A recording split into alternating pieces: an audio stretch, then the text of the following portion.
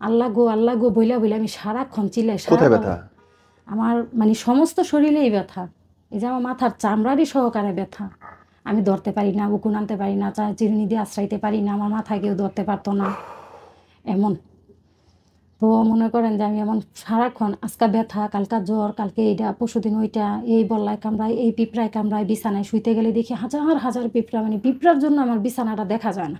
তা আমি যদি ওনারে বলি, আমি কই এত পিঁপড়া কইতে কই তুমি কই পিঁপড়া দেখো?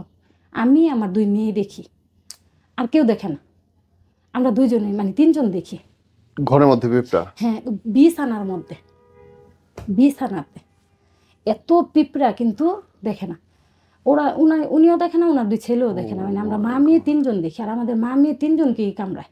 আমার মেয়েরা যখন শ্বশুর বাড়ি থেকে আসে, ওদের এমনভাবে বল্লায় কামড়ায়, ওরা লাফাইবো আর কান্না করবো, আর আমার ঝাবড়ায় ঝাবড়ায় দূরে কানবো যে আম্মু আমাদের বল্লায় কামড়ায়, আমাদের বল্লায় কামড়ায়, আম্মু সহ্য করতে পারি না। তখন আমি তাড়াহুড়া করে হুজুরকে ফোন দিই, বা আমি নিজেই দোয়া টোয়া পড়ি, ওনার করি।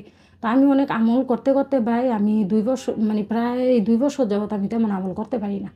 আমি নামাজের দাঁড়াইলেই আমার এত চুলকানি শুরু হয়, মানে দাঁড়ানো অবস্থায় পায়ে, বসা অবস্থায় পিঠে, এত চুলকানি হইব যে আমি নামাজ ভাঙতে বাধ্য হইয়া যাই, নামাজ পড়তে পারি না।